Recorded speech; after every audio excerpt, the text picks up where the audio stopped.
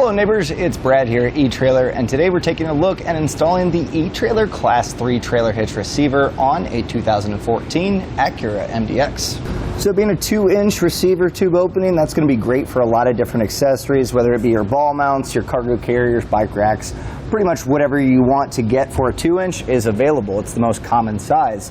And also along with that size, you're going to have a 5/8 hitch pin hole, and it's not going to come with a pin and clip. You can pick one of those up here at eTrailer, a locking one if you want to keep your accessories locked in. But normally when you pick up an accessory, they're going to have those pin and clips included with those. Now there's also going to be these safety chain loops here, so if you are planning on towing, they're going to be available for your hooks. Now, coming to towing, that's going to be a kind of a shining star of this hitch. In fact, this is rated pretty high. Your gross trailer weight rating is going to be 6,000 pounds, and then you have a tongue weight rating of 900. So that gross trailer weight, that's going to be your trailer plus the accessories loaded up. The tongue weight is just the pressure that's put down, so that's going to be a lot of your suspended accessories like your cargo carrier, bike racks. So pretty good numbers out the gate. Now if you do go with a weight distribution style hitch, this is going to bump those numbers up even more. So in fact, you're going to have a gross trailer weight rating of 8,000 pounds. The tongue weight is going to stay the same at 900, but again, that's a pretty large number. I really don't think that you'll be exceeding that. It is important though, before you hook up to your trailer and just start towing, check the vehicle's owner's manual, see what the vehicle is capable of towing, and then compare that with what the hitch is rated. Take the lower of those two numbers, that way you stay safe. Now getting a few quick measurements. From the center of the hitch pin hole to the rear fascia is important for your folding accessories, and this one's coming in at 2.5 inches, so that should be fine for a lot of your folding accessories, not making contact with the rear fascia, but something to check when deciding which accessories you want to use. Now your ground clearance is going to be important. That's mostly because of the accessories you load up, and this one comes in at 13.5 inches. So as far as the hitch making contact, I'm not really worried too much about that, but again, if you have those bike racks or cargo carriers, they extend the length of the vehicle, and so when you go up an incline, those can kind of dip down and make contact with the ground if you're not paying attention, especially on large inclines. So keep that in mind when you're loaded up and out on the road.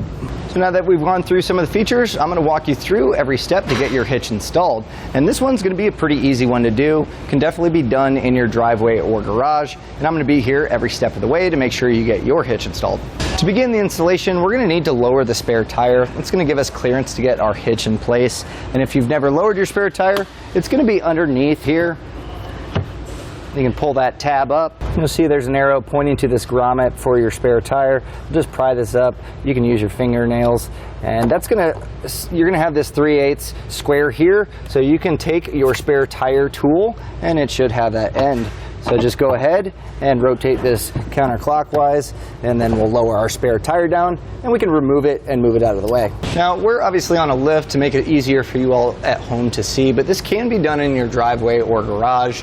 And you're going to look under here on your frame rail and you're going to see the weld nuts, and this is where we're going to be bolting our hitch up. Now before we just put our hardware and hitch up, you're going to want to take a bolt and just kind of run it through the threads just to make sure it's cleaned.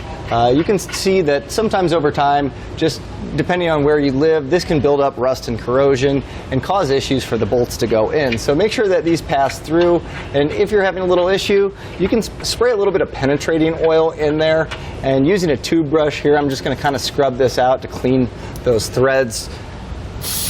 And then once we're able to hand thread them all through, then we'll be ready to put our hitch up. And this is important because you don't want to be stuck having your hitch partially up and having to fight one of these holes. So with an extra set of hands to get the hitch in place, we're going to just lift it up with hardware in hand. So just make sure you have your conical tooth washer in place and that the teeth are facing towards the hitch. So as we raise this up, we're just going to try to hand tighten one on each side, and that's going to allow it to hold itself up there, and we can get the rest of the hardware in place.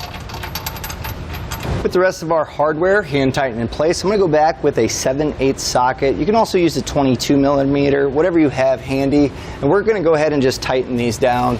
Now, you don't have to get too crazy here because we're going to go back with our torque wrench and get our proper torque spec, but just snug all this up.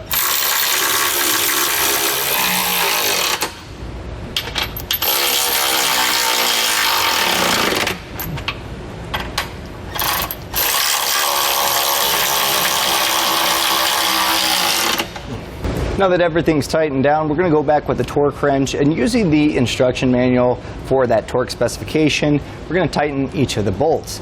Now, if you need a torque wrench, we have them available here at eTrailer. You can generally go to an auto parts store and rent one as well. Now, this is going to be important because it's going to make sure that it's tight enough to where it's going to stay in place for the lifespan of the hitch, but also that it's not too tight to put stress on the threads. So with that torqued down, I'll just repeat the process on the rest of the hardware. Now that we have everything torqued down, all that's left to do is get our spare tire back in place, and then we're ready to use our hitch.